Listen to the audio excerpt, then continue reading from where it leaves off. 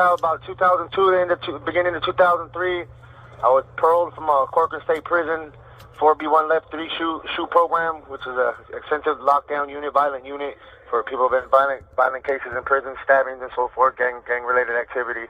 I was paroled out of there on high control parole, 1192.7C. I took the train from Corcoran train station to Bakersfield Greyhound station, which was about 45 minutes. I was already intoxicated, drunk off my $200 gate money. I got drunk on the train. I got home. My mom greeted me. How you doing? My mom greeted me. Just up. She got me high on some weed, drank some beers, did some meth together. And I knew the next day I had to go see my parole agent, and I wasn't really tripping. So I went in there high, drunk, and lit up. And the only reason he didn't violate me is because I didn't have no stipulations. He didn't give me my stipulations to control conditions of parole. But since that day forward, any drug use, any gang activity, and all that would have been a revocation of my parole for a year flat under the conditions of the parole that I was on. So I wasn't having none of that. I was like, man, forget all this. The only reason I went that day was to buy myself 6 days of free time before because if I wouldn't have went the first day, I would have already had a PAL warrant, which is a parole at large warrant on me for my arrest. So I would have been hit off the rip. So I wanted to buy myself 6 days of knowing I would be all right. I got home, told my mom what it was. She said if I wanted to get high, and I said sure. So I pulled out the dope pipe, and right away my mom looked at me like, why do you do it that way? And I was like, what? She's like, why do you smoke it? Why don't you shoot it up? And I was looking at my mom. I was like, what the fuck do you mean shoot it up? She's like, what's the cleanest, safest, and the most intense high is when you shoot it up. I was looking at it, like my mom was looking at me like she was kind of getting off on it. Like I was like, what the fuck? Like this weird old lady trying to look at her son she ain't seen in a long year since he was a kid or something. I felt kind of weird, but I got talked into it. She did me a shot of dope, methamphetamines, and I was lit, bro. But it took me a long time. I lost my breath. I almost passed out. It took about 2 hours for me to get my breath back and all that. But once I did, I was ready to go. And I had been locked down for a while.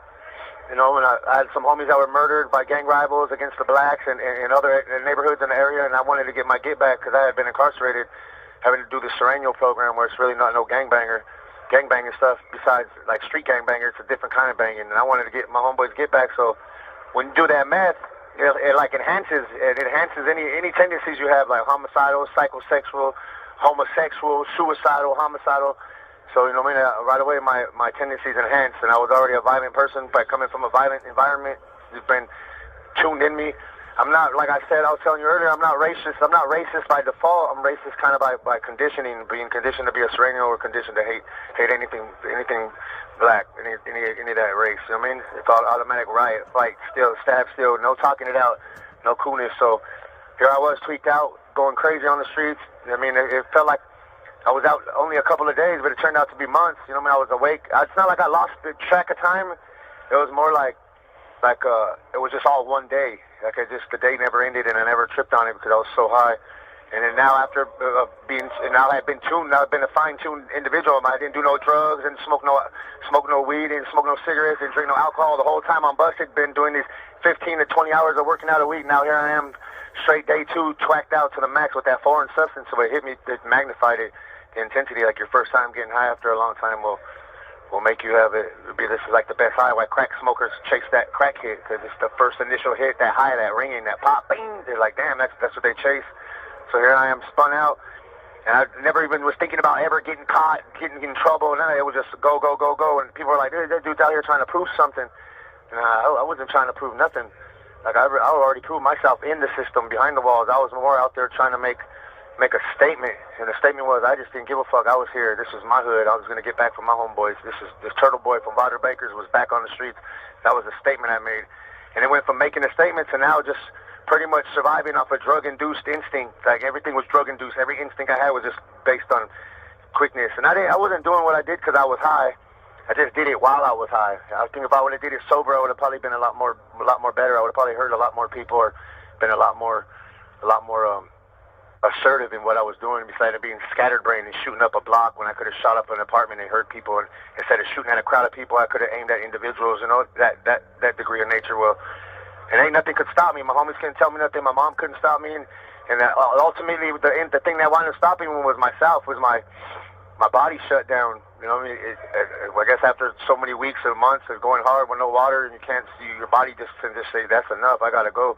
And it shut down. And it was almost like my body betrayed me, kind of like, it may sound like kind of vulgar to say, but it was almost like my body betrayed me to the point to where like a rape victim having an orgasm while she's being sexually assaulted, like my body shutting down on me. And I make it that of a comparison, because for my body to do that to me, that was really like I shut myself down. And here I am waking up in a car.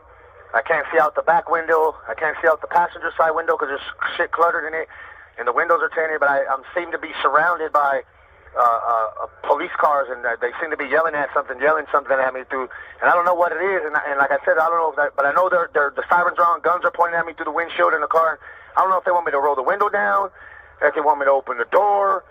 I don't know what they want me to do. And you know, LAPD, I'm pretty sure I was in LA, them fools will shoot you on contact. So I rolled the window down. I heard the yelling through the booth. This call is from a federal prison. Getting screamed at, yelled at, and I opened the door and I dropped out the car and I hit the ground. And this is the only time I was happy that my body shut down, was when they started savagely beating the shit out of me in the street for, I guess, making them do a standoff on me for whoever knows how long it was. About 30-45 minutes was the discovery wound up saying. They beat the shit out of me. And once they put the handcuffs on me and they put me in the back of the car, I remember exactly the first thing I said was, man, fuck, finally, I don't have to run no more. Like, I get some good sleep and it's over with. I don't have to run anymore. And like, keeping it real, like, when you're on the run and you're running from the law and you're under that kind of duress, believe it or not, it wears you down eventually. It's just a constant leeriness of never being able to sleep good, watching your back constantly. Every cop, every civilian, every undercover, every car with tinted windows, everybody's out to get you, either an enemy or the cops or your family. It wears you down drastically. So I said, fuck yeah, I'm finally going to get some sleep. And my body shut down on me, like a robot being shut down like a layer at a time, like, you know what I mean? Shutting off the head, the chest, the neck, the body, the internal, and it just breaks down. And I was unresponsive through booking. I guess they took me to a, you know, when you're on the run, every day is the whole of your life. Like, every day is the whole of your life. I don't know if you understand what I mean by that. And every minute, every second that you're free is another happy ending to a short story. You know what I mean? Every second that you're free on the run is a happy ending. And that's how severe and serious I take it. Because when I hate going back to jail. And every day I'm out there on the streets, I go as hard as I can. And people are like, damn, that fool's going hard as fuck. But really, to me, I'm just going normal. But to other people, they're like, dude, that dude's going hard. And I don't, like, people say I'm an intense individual. I'm a real aggressive individual, aggressive personality. But it's just me being normally me. Like, if you're intimidated by my nature, at least spend a little bit of time to get to know me before you judge, and people right away judge. So anyways, I'm in this booking, this substation. I'm asleep, and I guess I was unresponsive, so they put me in a drunk tank, no mattress, no bed, cell light on, no covers, and I'm waking up, and they're literally throwing my trays at me on the floor. Boom, I wake up, oatmeal, eggs, salad in my hair from these fucking dickhead cops throwing stuff at me while I'm asleep. But I'm not tripping, bro. I'm down. I'm getting my sleep in. They wake me up. You're being transported to Men's Central County Jail, LA County Jail, which is the notorious worst jail in America, the biggest freestanding, most populated jail in the United States of America, the most violent, most gang racially segregated, violent, motivated, all the worstness, police corruption, all that, the worst in the world. And here I was, 22, 23, a little young kid, about 110 pounds, super tracked out, ain't slept in months, on my way to big boy war zone. And I knew my time of sleeping was over, so I slept the rest of the time in the cop car. When I got to LA County Jail, like, the training and all the shit that I was conditioned to do as a Sereno snapped in to where now I'm running on subpolar power, like generator power, backup power, but it got me through my ordeal. And I'm in booking, and there's literally thousands of individuals. I'm talking about thousands, blacks, whites, essays, and there's just bullpen. There's hundreds and hundreds of bullpens back to back to back, and it's just like a street, like a block party. And, you know, being a Sereno from the streets, we're racially motivated. Even on the streets, we don't fuck with blacks. And so anytime you put a Mexican and a black in an institutional form of setting, it's an automatic. The racial diversity and the racial tension automatically magnifies times 1,000. So now, this dude, if I was on the streets smoking with this dude or kicking him, as soon as we hit an institution, it's I hate you and I'm looking for reasons to kill you. And, you know, being on the streets, like, shooting at someone, it kind of robs the intimacy of committing the violent act of taking a human life, because it's from a distance. But when you're up close and personal and you're stabbing someone and you're in that environment, it's personal, no matter how much you say it's not personal. If you stab somebody and you feel that pop that feels when you penetrate that flesh, and you feel that you just mortally wounded this fool, it's really personal. So now here we are, twacked out, coming down off dope, wanting to sleep in his hodgepodge of gang. And I tell the homie, I'm like, damn, fool, how long are we going to be here? When are we going to get to a bunk? He's like, fool, at least 2 weeks. So what the hell now? 2 weeks. Literally, you're down in booking 2 weeks straight. I was down there 9-10 days. 10 days straight. We sleep in shifts. I go to sleep, 25 Sereno, stay up and watch me. I wake up, do that. It's literally on your toes in booking, and you survive off burritos. They give you 3 burritos a day and a little juice, and the survival of the fittest. And like for real, sometimes even the fittest don't survive. I mean, rodents like me, a little young kid, I'm eating the scraps off the floor, and you may laugh and think, oh, this dude's eating off the floor. The floor is so dirty, like the roaches wouldn't even want to repel away from these LA County jail floors. And I'm eating food off the floor because when you're hungry, you know the definition of hungry when you're eating off the floor and you're eating out of trash cans. And I've done it all, and I ain't above none of it. To survive, I'm going to survive. Like I said, I survive off instinct. So here I am eating, and finally, boom, I get called up to the window. Boom, I'm getting booked in. I'm going upstairs now to Men's Central Jail, 9500, which is, they call it the Terrordome, the Thunderdome, that gang module, LA County Jail at its finest. The hodgepodge, the headquarters of all super killer gangbangers, all murderers. And they take me to this corridor, and I look up, and it looks like a science fiction movie. There's like 50 or 60 high structure industrial escalators running every single which way up into this building, like, and thousands of inmates just on every single escalator. Like, what? It blew my mind looking straight up in that jail to see how big that jail was, how high it went, how many escalators went up. I've never seen nothing like this in the world. And LA County Jail is the biggest ground floor office with the highest capacity of any building in the world. And they're taking me up to 9500, which is the 9th floor, 500 row, Alpha, Beta, Charlie, and Denver row, like A, B, C, and D rows. 4 tiers, 100 long tiers, 100 long cell runs. From 101 to 199 to 201 to 299 on Alpha, Baker, Charlie, and Denver rows. So that's 400 cells in 4 rows, 2 tiers. The catwalk's maybe like 5-6 feet in width. So, and it's all cell bars. There's no doors. Everything, your doors is cell bars, so they can reach through the bars and grab you as you're walking down the tier. So I get there, the guard cracks the door. My cell's all the way down in 190, all the way down there at the end. Maybe like 8 or 9 cells before mine's the last one. And I'm walking down the run, and someone tries to grab me. Hey, what the fuck? Wait, well, hold on. So I'm focused on these cells, trying to look at every single cell to see if somebody's going to throw shit on me, to throw piss on me, hit me with a razor blade, stab me with a spear, set me on fire. Well, I'm just peeked on every single cell, and I'm so focused on walking. I done walked the majority of... This call is from a federal prison. Crazy, because like I hit like a wall, boom, and I stopped. I hit like physically stopped me, and I looked up to see what stopped me, and the guard noticed that I stopped, and he, get your fucking ass in that cell. And I know if that guard would have made a motion to walk down that tier, he wasn't going to stop till he got down that tier, and he beat the shit out of me. So I walked, and I took another step, and right away I felt like, at the time I didn't feel no heat or nothing like that. I just felt room temperature. But now walking into this last area where the last 10 cells is, I felt like it was like super humid. There was no air. There was like walking into like walking into a water, like a wall of water. Boom, and it was just, and I felt the thickness in the air, and it's like my body knew already what it was sensing before my mind did, because I guess your body's made up of blood, and it can sense, like, you know, horses can sense water. I guess your body can sense a pool of blood somewhere, and it was crazy because I walked into the area, and now it's real humid, and I looked up to see if maybe the sun was shining in the window at that spot, or the air conditioner unit just stopped at these last 10 cells, because there was a drastic change in the air. And then also I noticed it got super quiet, like all the noises from behind me. If I would have took a step back, it would have been and if I took a step forward, it would have been what it was. Well, and I seen the next dude was praying on his bed. The next dude was praying on his bed, and then the next cell I went into was the cell I was supposed to go in. And as soon as I walked in there, they closed the gate, and I seen it looked like 5 Mexicans were right there doing something to someone, and I could hear them tug, cut here, slice here, chop here, and I was like, man, what the fuck? I turned around. I knew I stepped in the blood, and I didn't know it at first because it was all black. It didn't look. It wasn't red. It was like black. I guess it was mirroring the concrete. So I walk in, and I get to my cell. Well, first off, before I was walking down the tier, like I said, it was just like a whole change of atmosphere. Like the weather changed. There was no more noises, and it was real odd to me. And I went past the cell looking to see what this dude was going to do, and the dude was sitting on his bed, like facing the wall, like all quiet.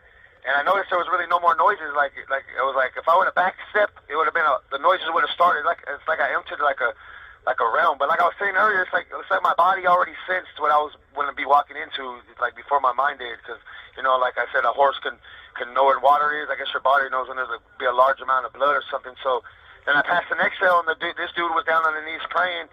which was odd because I passed 89 other cells getting up to this point, and none of these fools were praying. Everybody was yelling and screaming out the door at the top of their lungs, and then I passed the next cell, and this dude was praying, and I said, man, so I knew something was cracking. So when I got up to the next cell, which was the cell that I was entering, the grill gate was open, the bars were open, and I noticed it had a partition, like two sides, like one side had a shower, a phone, and some benches where you eat on, and there was a grill gate, and then there was 4 sets of bunk beds, and they had privacy curtains on them.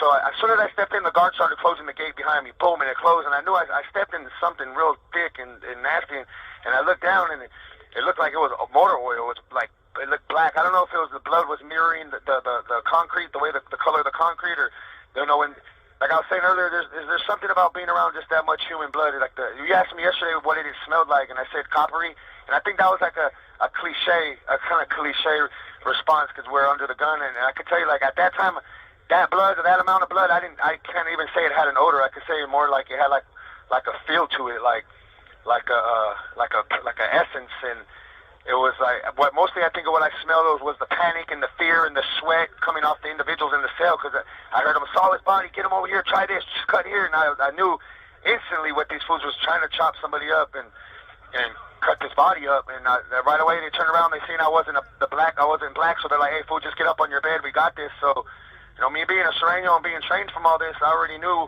what it was. You know what I mean? I didn't have to be told anything. So I followed orders. I jumped up on my bed, and I seen them hacking the body, trying to cut it with these metal knives. And I was like, look, dog, check this out.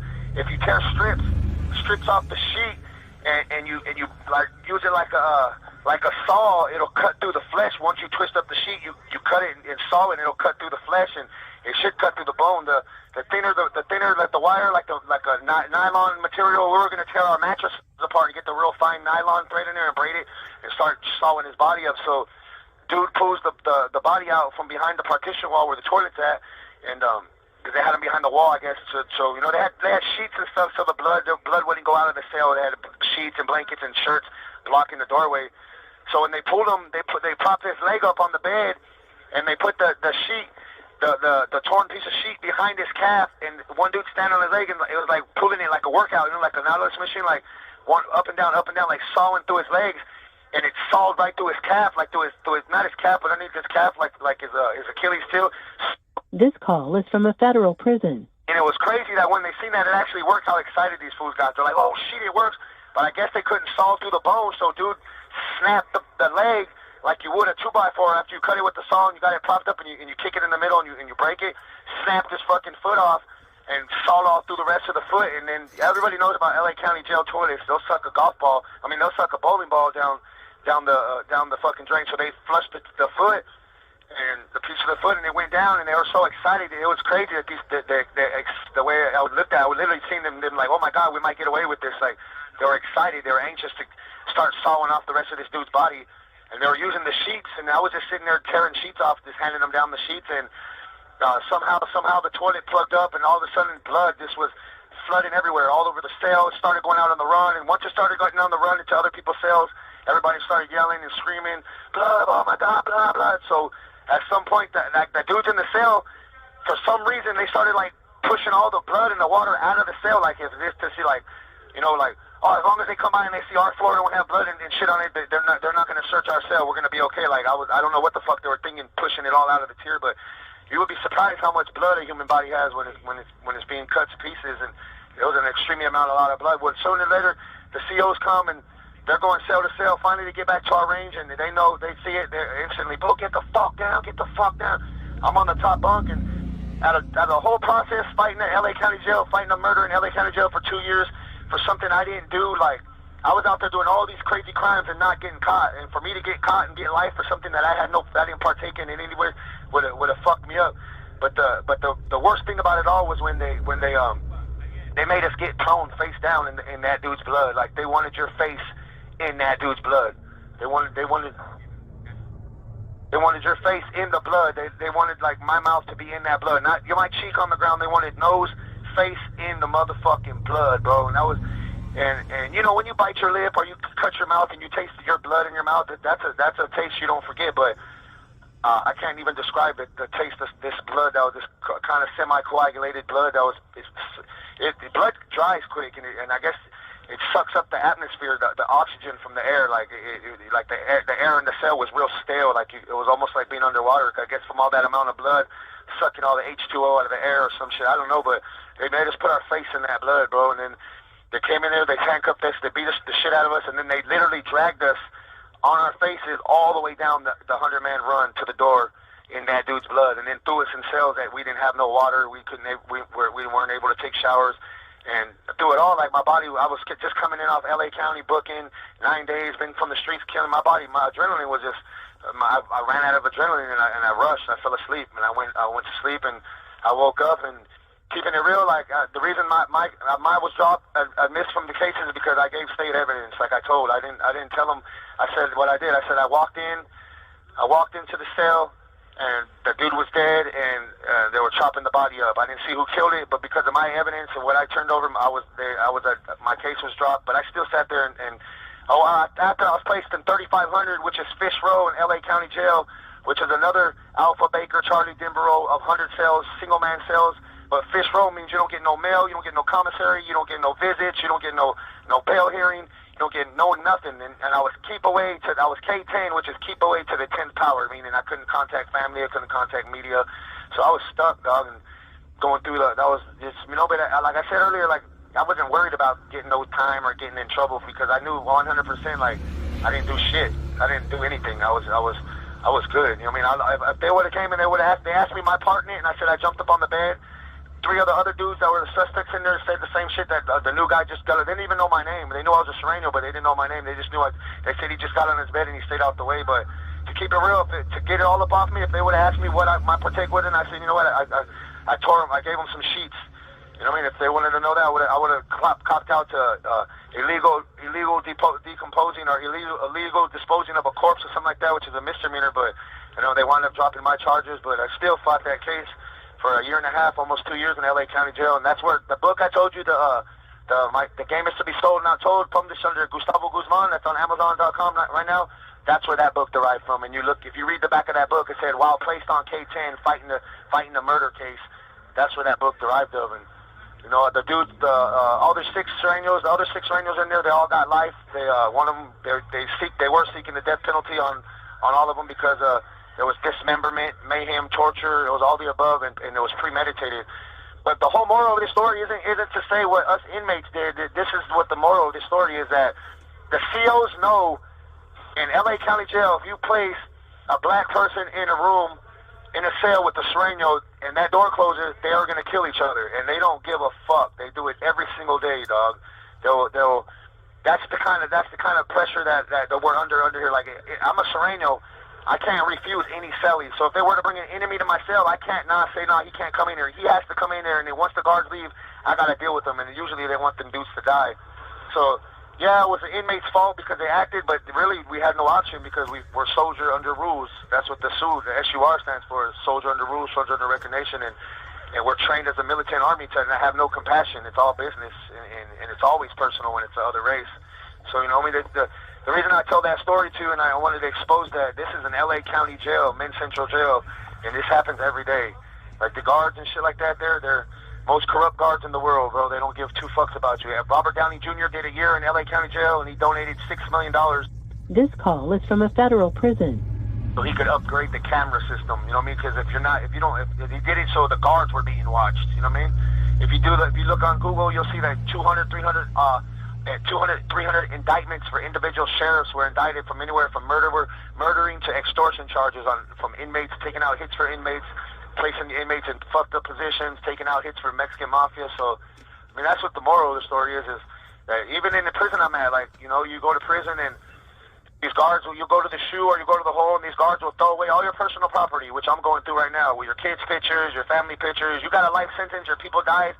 You ain't got no option to get no kind of picture, no kind of mail, and the CO done thrown it all away. And then you think your cellie stole it. It's bullshit, bro. It's just a whole bunch of shit that needs to be exposed on what these COs do to us in here. And like you got them TV shows that talk about all the way that us inmates connive, the gayness, the homosexuality, how we're all killers, but they don't talk about we're the ones with honor. Like how it's honor. How can you describe when you roll up in a cell and you don't know this dude from Adam, but yeah, he gives you his last soup, his last soap, he pulls you up, And that dude, if that door cracks and somebody comes at you, that dude that you just met 5 minutes before is willing to die for you at that moment, every single time. And they don't show that kind of shit on TV. They just show how we kill each other, and they don't show the bonds that I have with my cellie right now as we speak. You know what I mean? We're convicts, thieves, and killers, but we're the ones that got the compassion. You know, these COs come in here, they're getting paid $10, $15, $30 to work 8 hours to do a job that they applied for, and they take it out on us like they're forced to be here, and they fuck us over, they brutalize us, they extort the rules, they extort their power, and that shit needs to, this is a way to get it out, either through YouTube, through channels, through interviews, through the more people that know about what they do to us in here, the more the barrier. You know what I'm saying? So, there's that story, Mr. Josh Black, for the channel. Hopefully you guys use it, and people are entertained by it, and they want to hear some more. You know what I'm saying? Got any questions? Yeah. So I want to put this in the audio. Like, so the only reason they killed him was because he was black? Yeah, hell yeah, that's the only reason. Only reason. You know, they got a green light. California put a green light on anything black, 13 years old or older, that's sagging his pants. You know what I mean? So that means a green light is a hit. We could take them out in front of their kids at home. You take them out anywhere, any given time. I mean, that's what it is, and that's how serious the racial tension is in California. It's like we don't fuck with none of them. The only thing we fuck with is whites. Me, I'm not a racist person by default, like I said, but by condition I am. You know what I mean? And you know, I got black people who I mess with out here in the feds, and it's a lot different. But a lot of people see me and they're like, "You're institutionalized, bro," because I don't argue. I've never argued with a black person before in a penitentiary setting. You know what I'm saying? So yeah, that's exactly the only reason they killed him in that cell was because he was black. Only reason. Only one. And because the big homies, that's the rules that we follow by. You don't allow a black person to come into your cell. So why did they, if the deputies know that there's a race war between blacks and Hispanics or, you know, Sureños, why did they put him in the cell? They don't give a fuck because there's no California law that says they got to keep inmates segregated by race that promotes violence. So they use that there's no like when I was in the gladiator school in Corcoran, California, when they were forcing us to fight underneath the gun and shooting the losers, like they got away with it because it was proven that they do not have to keep you racially segregated. Actually, Sacramento, which dictates the law, says that they do not want you to segregate inmates by race. They want you to mingle them in there because to segregate them promotes racial violence and encourages us on our racial. Is that making sense? Like if you know what I mean, it's like they're condoning it, and there's only going to be like 10 seconds left before.